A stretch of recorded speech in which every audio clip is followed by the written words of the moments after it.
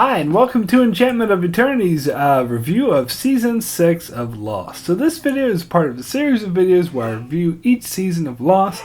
So this isn't the last video in the series, even though this is about the last season of Lost, because after this I'm going to do a video about the entire series as a whole. A lot of what I want to say in that video pertains particularly about how the show ended, so it has a lot to do with the events that occurred in Season 6. So I'm going to try real hard to save those observations for that video and make this video more specifically about Season 6, otherwise this video could end up being an hour long, because I have a lot to say about Season 6. So first off, I have to give a spoiler warning for the entire series of Lost as I give away the ending of the series and many things that occurred. So if you haven't seen all of Lost, you may want to watch that first before watching this video. So much like the characters in Season 5 did, I want to start this review off by time traveling. I want to travel back to a time known as January 2010. At this time, I was very eagerly awaiting the final season of Lost, which had been waiting to see for a long time. It was my most anticipated season, as this was the season that no longer had to worry about holding back on the mystery. Since the show was ending, they could just dump everything they've been holding back. And at this stage, Lost had never failed to tell an overall amazing intellectual and emotional story that were amongst the best storytelling ever expressed on the visual medium. Sure, Lost dipped in quality slightly in the last two seasons, and the second half of the previous season was particularly weak. However, every excellent story has its downfalls, so I was sure Lost's final season would not disappoint. The Season 5 finale left the question open as to whether or not Jack and friends were successful in changing the timeline and making sure the plane never crashed on the island. The common assumption was that of course they weren't successful, because the show wouldn't dare to simply erase the events of the first 5 seasons of the show fans loved, because that would be offensive to them. However, during the break, filming rumors and leaked photos were coming out that it revealed that they were filming scenes that seemed to take place in an alternate timeline where the plane never crashed. However, other leaked photos proved that they were continuing on with the established timeline where a man posing as Locke just convinced Ben to kill Jacob. So coming into Season 6, I was aware that they would somehow be doing both of these timelines, the already established one and the alternate one where the plane never crashed. And you know what? I was really excited about this. I thought this was a great way to have my cake and eat it too. The first 5 seasons wouldn't go to waste, as the storyline with these characters that we love would continue, but at the same time we could get a glimpse of what the lives of the characters we love would be like had the plane never crashed. I was so excited, and I couldn't wait for the last season, as you know, I was sure it would be just as spectacular, if not more so, than previous seasons. So when the first episode of Season 6, LAX, aired, I remember being beside myself with excitement and joy, particularly at the very first scene, which showed Jack on Flight 815 moments before the crash occurred, but it never did. And then we get a scene where, you know, we see what is below, and apparently the island had sunk and it's underwater. This totally blew my mind, and I was so excited to watch this season to find out more about this concept and what it would mean. I was totally convinced at this point that this would be the best season of Lost yet. And the rest of the episode also looked promising, as it was an interesting episode that raised interesting mysteries in the typical Lost fashion. So the following week, we got an episode called What Kate Does, which was, to put it mildly, dull. However, I understood that the beginning of seasons weren't really Lost's strong point. The next episode, The Substitute, wasn't that interesting, but had a mind-blowing ending that revealed the concept of the candidate, so I was super excited for that. The following episode, Lighthouse, was a major disappointment, as I thought the Lighthouse would be this huge revelation, but really it was just a rehash of what we had already learned the previous week. And these flash sideways were introducing more and more differences from the backgrounds of the characters we knew, and the more they did this, the less I was interested in them. The flash sideways in this episode seemed particularly boring and pointless. Next we got Sundown, which had a creepy ending, I guess, but the plot about Saeed being evil was confusing and didn't really seem to make sense, and I totally didn't buy how Dogon just let himself be killed like that. That was something that just seemed really fake and unbelievable. Next came Dr. Linus, which was an okay episode. I didn't really find fault with it. It stuck with a good theme, but again, I was becoming tired of these flash sideways as the more and more seemed to be irrelevant. After that, we got Recon, which I wanted to like, but the flash sideways were just so cheesy. There's like a cheesy 80s buddy cop show, and the storyline with Widmore was a huge letdown. So at this stage, after sitting through a string of bad to mediocre episodes, I was starting to have serious doubts about season 6. But then Ab Eternal came along. Now, that was the Lost I've grown to love and respect. And this was the season 6 I was expecting. The one that took full advantage of this being the final season to tell amazing stories while solving some of the show's lingering mysteries. So I was certain the rest of the season was going to be awesome, just like this episode. Until I saw the next episode called The Package that was even worse than Recon, as the island storyline meandered irrelevantly and had some totally ridiculous storyline of Sun losing the ability to speak English, where the flash sideways took more leaps and bounds to change these characters around to make it so Sun and Jen weren't even married. Oh my god, why do I even care about what happens to these people? But surely that was just a fluke, because the next episode was going to be a Desmond episode, which the showrunners assured me would be right up there with the great Desmond episodes like The Constant and Flashes Before Your Eyes. So this was going to be the episode where the show started going in the right direction. But no, instead it was a piece of crap that focused almost entirely on the flash side, which I absolutely did not give one shit about this time.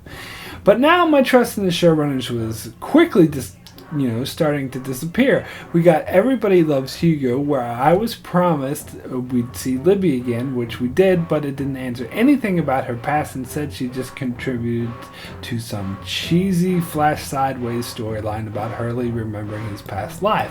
While on the island, heroes just seemed to be wandering back and forth with no purpose, and nothing really happened. But the next episode was called The Last Recruit, so surely this was going to be the episode that turned everything around, but instead, it was even more crap, more irrelevant flash sideways bullshit, more moving back and forth throughout the island with no purpose. I do believe it was at this point I came to terms with the fact that season 6 was going to suck. We were past the halfway point. There were only like 4 episodes left, and they were showing no sign of improvement. I had to face the hard reality that the writers had no idea what they were doing. Damon Lindelof kept assuring me that I was going to love the flash sideways once it was explained and everything was said and done. So I did still hold out some hope for that, and I kept watching. But the thing about the flash sideways, changing things like making it so Jen and Sun weren't married and Saeed's love interest was married to his brother and Jack had a son and Locke was engaged, the more they did things like these, the less I was invested in this whole storyline, because things, these weren't the characters that we've grown attached to. They were more like alternate versions of them. The reason I wanted to see what it would be like had the plane never crashed, because I wanted to see some of these storylines resolved from the flashbacks that we saw in the first couple of seasons that never got resolved because the plane crashed, such as Jen and Sun trying to run away, Kate being brought back into custody, Sawyer dealing with Hibbs who gave him false information on who the real Sawyer was. I wanted to see all these things, that involved the characters that we know and love, but instead we were treated to some cartoonish situations of characters whose backgrounds were completely different. So I really didn't care. I really don't care to this day about these characters, and I don't understand why the writers expected me to give a crap about any of them. Next, we got The Candidate, which actually would have been a good episode because it had a very tragic and emotional ending. But the Flash Sideways were the worst and most irrelevant yet. But I knew next week was meant to be a Jacob episode. The episode I've been waiting for a long, long time. I knew this was going to be the episode that explained everything and made this show awesome again. Did it explain everything? No. But it was still a great episode. A great character story that explained Jacob's background and the history of the island and his relationship with the Man in Black. It wasn't as good as I'd hoped it would be, but it was still a really good episode that really satisfied me, and best of all, I didn't have to put up with any of that Flash Sideways nonsense. But after that, we got What They Died For, where we finally got to see who would take Jacob's place. That was cool and all, but I had to put up with the Flash Sideways nonsense, and again, they got worse. And worst of all, they gave Widmore, one of the most interesting and devious characters, the Dogon treatment by giving him a pointless and nonsensical death. That was the biggest middle finger the show could have possibly given fans of Widmore. But next was the final episode. This is going to be awesome and give the show the ending it deserves, surely. And we were finally going to find out what these Flash Sideways were all about, and as Damon Lindelof explained, it would make all that crap I had to sit through be totally worth it. So the final episode came, and the island storyline did indeed satisfy, as we got some really intense episode of Jack and Flock's final showdown, and the epic ending where Jack died, and has the events mirrored that of the first episode, and so it was really touching and awesome. And Hurley, of all people, became the new protector of the island. So it was really great and impressive. But then there were the Flash Sideways, which were filled with cheesy montages and cheesy reunions that didn't seem to make any sense. And then it was finally explained when they all remembered their past lives, and they got together and went to a church where a Christian shepherd explained that they had all died at one point or another, and they were now going to move on as a big light came and engulfed them all. Wait, what? This was the big secret? This was the thing that was going to make me love the Flash Sideways? That they were dead the whole time? How does that make me love the Flash Sideways? It makes me hate them even more than I already did. That means all that time we spent with all these plots about Jin and Sun being hunted by Kimi, and Saeed sticking up for his brother, Locke planning for his wedding, and Jack looking after his son. All these things were even more meaningless and pointless than I thought. It seems to me that Lost fell into the same trap that many other shows fell into by trying to have the final episode, in this case the entire final season, connect to the first episode of this season.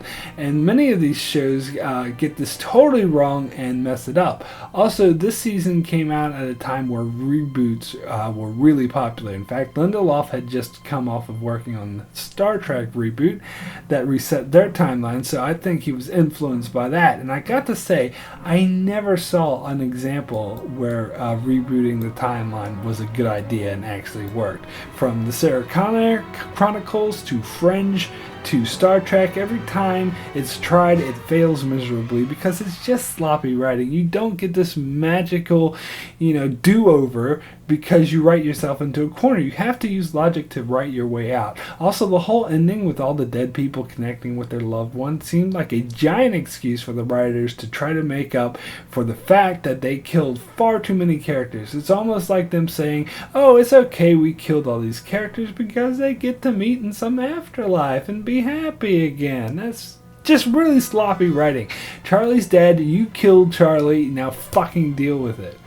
However, when I first watched this episode, I was in denial. I wanted so badly to like this episode. I tried to explain it in a way that what happened in Season 5 with Jughead really did create an alternate reality, and that reality really did exist. The souls, for lack of a better term, of our reality, they're people from Lost. They just used it so they could reconnect with everyone and move on to the afterlife together. And once they left, the real people from that universe would continue their lives, and so that universe really did exist. So my time watching it wasn't wasted. So I told myself this so I wouldn't have to hate it. After all, Christian told Jack that they created this place. He must be referring to Jughead in creating an alternate timeline. That must be it. He couldn't just mean that they somehow magically created it in a fashion that hadn't been explored or explained in the least, because that would be stupid. So I kept telling myself that this was the case so I wouldn't have to hate Season 6, because I didn't want to think the ending of my favorite TV show was really that stupid. But I went online where, surely everyone, would agree with the same conclusion I came to, right? Wrong. Instead, the majority of people strongly believe the Flash Sideways was strictly some fake afterlife that didn't really exist, that was just magically created with pixie dust and happy thoughts and good intentions. And so I argued with them, tried to prove them wrong, because I desperately did not want to hate the show. Although I did have one or two people agree with me, the majority were against me, and unfortunately they were making some really good points against me and started to sway me. And I explained to them that the more they swayed me, that they were right, the more I hated the show, because I'm sorry, that's fucking stupid that they would just waste half the goddamn season on some magical afterlife that apparently is totally irrelevant because no one there really existed. However, years later I came to accept the truth of the situation, and that is the writers kept it vague as they refused to answer any specific interpretation, saying it's left open for each individual to decide. Well, except for one stupid interpretation they continually shot down, which I'll get to a bit later. So I came to realize, regardless of how I choose to explain this ending, it sucked, and it was bad writing, plain and simple. There was no other way around it.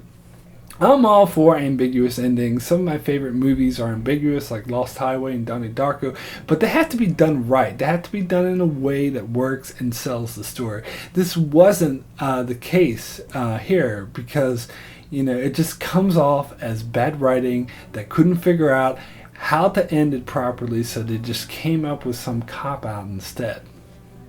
When I watched the season more recently, I did have a sudden realization that really made sense to me and helped explain Season 6 as a whole. This theory seemed to make total sense and helped me put everything in perspective. And, that's that the writers changed their minds halfway through the season of what the Flash Sideways really were. And that's why there were so many inconsistencies. Because all my arguments to why the Flash Sideways were really some alternate reality came from the first half of the season, and all other people's arguments to why the Flash Sideways was just some fake afterlife came from the second half of the season. And I know those who believe in the fake afterlife theory will claim that all the evidence from the first half of the season was just a fake out. I don't buy that for a second. It just doesn't fit. For example, the scene in the very first episode of the season where the island is underwater. That scene is shown to us through the God's Eye viewpoint. In other words, it's not from the viewpoint of any of the characters. None of the characters on the show are aware that the island exists underwater. Therefore, if this was some fake purgatory where only the only people that are real are the characters from the island who had died, then things outside of their perspective would not exist. Also, what would be the point of showing us the island underwater anyway, as the ending is it's completely irrelevant, doesn't fit into the story at all. Whereas in the first episode, it's shown to us like this big shocking revelation, and then it's never referenced again. Another example is the whole thing of Juliet saying it worked. I remember I nearly made a YouTube video about this when this episode first came out. I kind of wish I had now. This was one of the main points I argued with people online. I argued that Juliet saying it worked in the first episode clearly was meant to mean Jughead worked, or their plan to change the timeline worked. But of course, those arguing against me argued that was a fake out, and when Juliet said it worked, she was referring to the vending machine and the Flash Sideways. As in the last episode, Sawyer couldn't get the vending machine to work, and she just did some trick to get it working again, and then she said it worked. And then she said the same line she did to Sawyer when she was dying, and they remembered each other and acted all lovey-dovey. But I'll point out to you what I pointed out to them, and that is in LAX, Juliet didn't say it worked. She just said, I have something really, really important to tell you. And then she died. And then Sawyer made Miles communicate with her dead body to see what that really, really important thing was. And he decided, he deduced that it worked. So it seems really doubtful the thing that was really, really important to tell him was about some stupid vending machine in the fake afterlife. But that their plan to change the timeline worked. So some might say that the important thing she had to tell him was about the fake afterlife. But if that was the case, Miles would have read her mind, hey, there's this cool afterlife, not it worked. While it worked could mean they created an alternate timeline, it could not mean that there's this cool afterlife. But in the end, I think once the writers changed their minds and decided to make the Flash Sideways an afterlife instead of an alternate reality, they retroactively added in the vending machine to try to explain away the scene. And it reeks of terrible explanation and bad writing, much in the same way the explanation for Mrs. Hawkins getting her knowledge of the future from Faraday's journal does.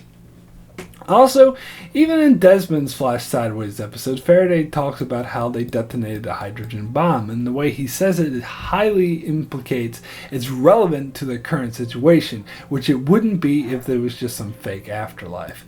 However, as I said, there's a lot of examples in the final set of episodes that the Flash Sideways really is this fake afterlife, so this leads me to believe that the writers changed their minds halfway through the season of what they were going to do. I know that they write the episodes far in advance, but I'm not certain how far. I don't think it's the case that every episode is written and filmed before the season even airs, like, say, Game of Thrones. If I remember correctly, they were still filming the final set of episodes after the first set of episodes aired. If this is the case, I do believe that Damon Lindelof and the other writers saw the negative reactions of the Flash Sideways being an alternate reality and then changed their minds and decided to make it an afterlife because they thought fans would like it better due to the common fan theory that they were all dead and they were in purgatory all along. Now, I may be wrong about this, but this is how it certainly appears to me, and it would explain away all the inconsistencies and bad writings. But if I am wrong, that just means it's inconsistent and sloppy writing because the writers just suck and didn't do a good job. And considering how good the first 5 seasons were, I find that a bit hard to believe. Because, saying it was just a fake out doesn't excuse it at all. If you're going to do a fake out, it has to make sense. It has to fit. And has to work. A successful fake out is supposed to explain away inconsistencies, not create them. For example, in The Sixth Sense, when we learned that Bruce Willis was dead, once we learn this fact, it completely fits and it makes all these other scenes like how he was talking to his wife and she wasn't talking back, makes so much more sense. A bad fake out would be if they explained he was dead, but it didn't fit at all and it didn't make sense. For example, if his wife was talking back to him and when we found out he was dead, that wouldn't make any sense at all. And the thing with the island being underwater, Juliet saying it worked, Faraday talking about the hydrogen bomb, all wouldn't fit or make sense and be the equivalent of Bruce Willis's wife talking to him when he was really meant to be dead. However, whether it was intentional or not, whether the writers changed their minds halfway through or not, any which way you slice it, it was horrible writing.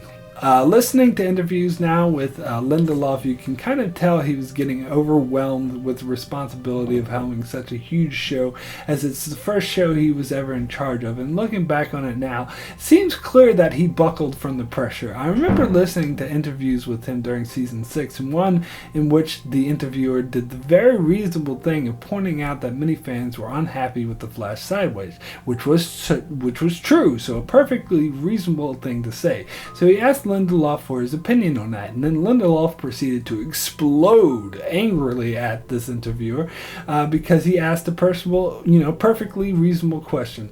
So it's obvious to me that they buckled from the pressure. In fact, whenever you hear Lindelof or Carlton Cuse talk about season 6, they're always really defensive, and they complain about why people should have liked it and why the audience is wrong. It kind of reminds me of the commentary on the pilot episode of Enterprise, where the show creators spend the entire commentary trying to explain to audiences why they should like this show and how they are wrong because they don't like it. Whether it be Lost, Enterprise, or anything else, once you got to the point where you're arguing with your own fan base and telling them why they should like something that they don't, you've already failed. You have to tell them why they should like it through the material itself, not after the fact in interviews.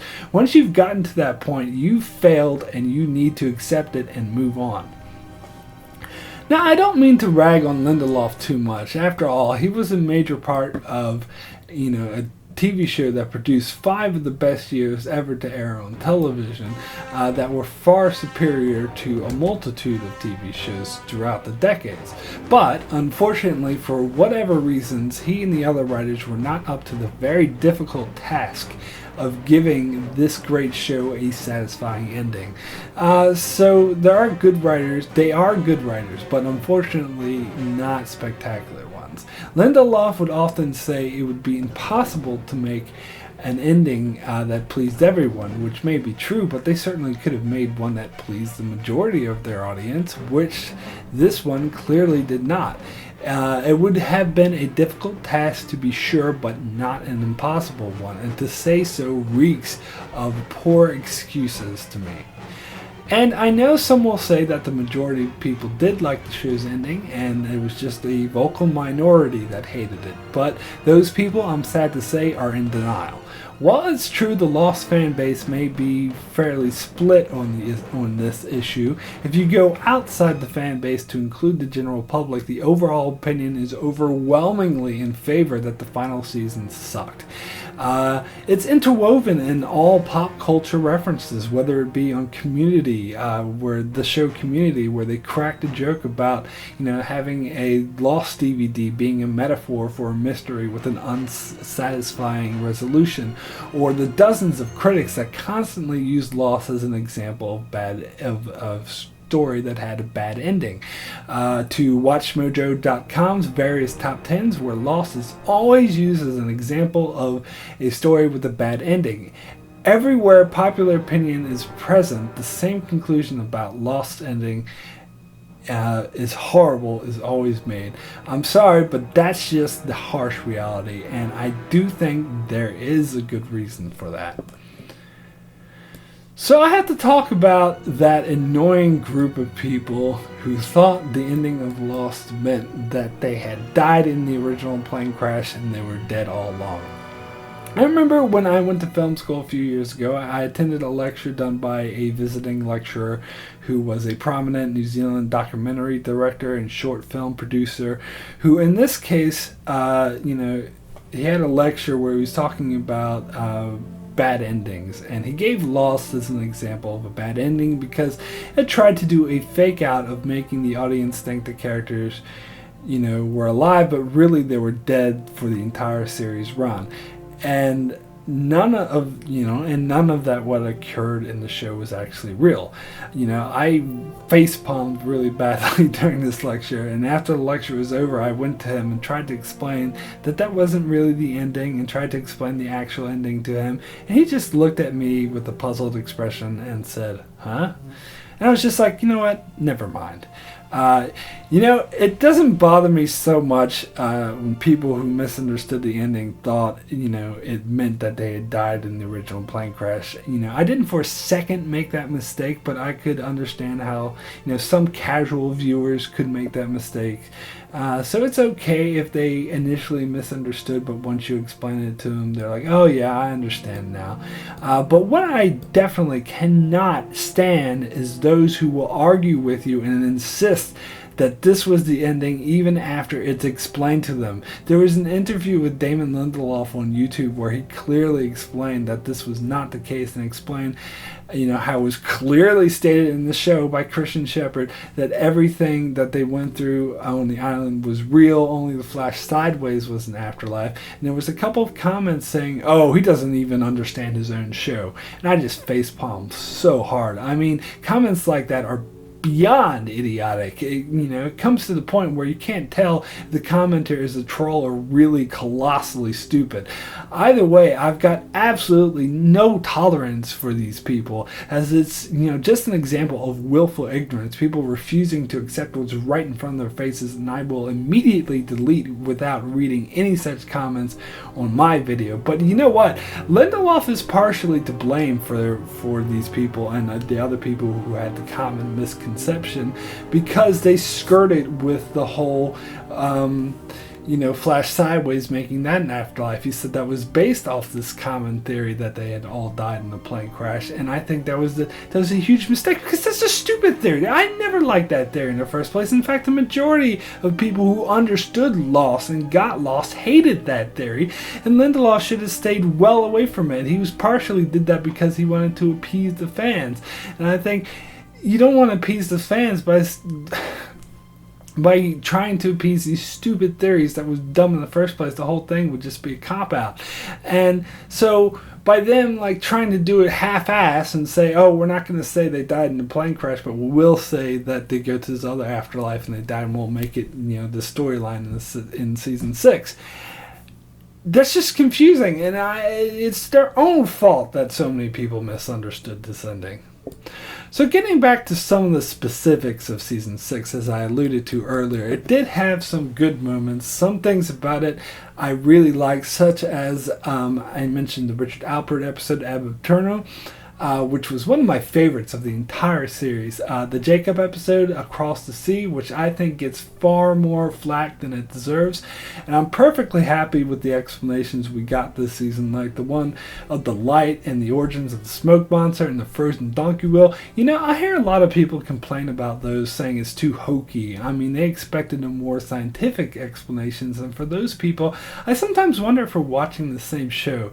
Has Lost never been about hard scientific explanations? It always aired on the fantastical side, often using the theme of destiny. So no, I thought those things were fine and perfectly satisfying. I also liked the storyline about the candidates. That was great and made total sense, and everything fit right into place. And I liked season 5, the season 5 storyline of Jack turning from the man of science to the man of faith, where he got to the point and this was explored more this season, where he got to the point where he lit sticks of dynamite and just sat by them because he knew they wouldn't go off. That was awesome. And as I said in season 5, I totally bought his character revolution and thought that that played really nicely. And another reason why I loved Across the Sea was because it took two characters whom were presented as good and evil and flipped that on its head instead, and showed how Jacob was somewhat at fault for creating the smoke monster, and that their mother wasn't the nicest person in the world. I also completely bought the light being the source of all that's good in the world and the heart of the island, and that being what they needed to protect. I heard some complain that they thought it didn't fit or came out of nowhere, but it didn't come out of nowhere, because the light was the source of the electromagnetism, and the electromagnetism has been hinted at since season 1. They added some fantastical elements to that, but this is Lost. Of course they would. And in Across the Sea, Mother said that if men got their hands on this, they would try to manipulate it for their own purposes, and in doing so would put the light in danger, which pretty much exactly describes what the Dharma Initiative did with the incident and having to create the button that had to be pushed every 108 minutes. I also really liked the final battle between Jack and Flock in the final episode. The whole way that it was filmed made it by far the most epic fight scene in all of Lost. And epic fight scenes in Lost aren't out of place. We tend to get at least one big fight scene a year, whether it be Jack versus Ethan or Saeed versus Kimi. But this one was definitely the most grand and big, had big sweeping helicopter shots and epic tense music where the whole island crumbled apart around them. It was such a grand scale that truly fit the final episode. And the whole way the show ended, that was, the opposite of how the show began. That showed a plane taking off instead of crashing, and Vincent coming towards Jack instead of running away. And it ended with Jack closing his eyes, and as the show began with Jack opening his eyes. That was really beautiful. I did really appreciate that. But on the topic of things about Season 6 I did not like, other than the flash sideways, which I had already talked about, but, that is by far my biggest complaint and the worst flaw. However, there's some other things. There was also the way good characters would needlessly die. I mentioned Dogon and Widmore already, but there was also Alana, who was a very interesting character, who was just introduced in Season 5. I would really love to get a Flash Sideways episode of her, as it did seem like from the Flash we got in Season 5 finale, they originally intended to do one, but for some reason they dropped it. It was said that originally they had intended to reveal that she was Jacob's daughter, but they never did that. Instead, she died the same way Dr. Arts did, accidentally blown up by handling dynamite. I mean, really? You're going to give such an awesome character the Arts treatment before even exploring her character? I mean, really, fuck you. Also, as I alluded to earlier, the characters seem to travel back and forth from one place to another. He's in that group now. Oh no, she's in that group. Oh no, you're with us. You're in this group, and it ultimately means nothing. Also, the way they treated Sun and Jin, I mean, really, keeping them apart all season while the other characters already met up, and then killing them both off in the very next episode they meet. Again, fuck you. There's absolutely no reason for that. And as I mentioned in my Season 4 and 5 reviews, they continued their kill crazy rampage of killing off all minor characters. Not only did they kill off pretty much all of the others, they introduced 2 more groups of background characters just to kill them off as well. First there was the Azure survivors who were introduced in Season 5, but they were all killed off with no real explanation as to why. The writers got so lazy now that they didn't even feel a need to explain why they killed off the characters. Oh, we don't even need to show them being killed off. Let's just show them all dead, because we want to kill off all minor characters. And then there was Widmore's team. Let's bring all these characters to the island and let's just kill them off right away. Which led me to my next complaint. The smoke monster was too invincible. He's kind of like Superman, too perfect, but from a villain's perspective. It takes away all the tension. Like, I know he couldn't directly kill the candidates, and that did put some limitations on him, but still, when he was fighting Widmore's people, there was no tension at all, because he's just invincible. They just shoot at the smoke and nothing happens, and the smoke just kills them all. I haven't mentioned the producer's bullshit mantra about the show being all about the characters, because I'll get to that in my review of this series as a whole. But yeah, I just feel they've really dropped the ball this season. So my rating for Season 6 out of 10 is a 4 poor. Like I said, there were some good things about the season, such as Jack's story arc, Jacob's story arc, getting some good answers that made sense and really worked. However, they wasted too much time with this flash sideways nonsense and just having the characters walk back and forth throughout the island. Abaturno was the example of what Season 6 should have been like. Every episode of Season 6 should have had that epic quality. That's how I imagine the final season of Lost would have been, and that's how it could have been had they stuck closer to the qualities of what made this show so great in the first place, but unfortunately they forgot. So that's it for my review of Season 6 of Lost. Make sure you check out my channel for my other Lost season reviews and my top 10 episodes of Lost video, which I'll leave a link to in the description below. And keep an eye out for my overall review of Lost as a whole, so make sure you subscribe so you can keep up with all that. And thanks a lot for watching.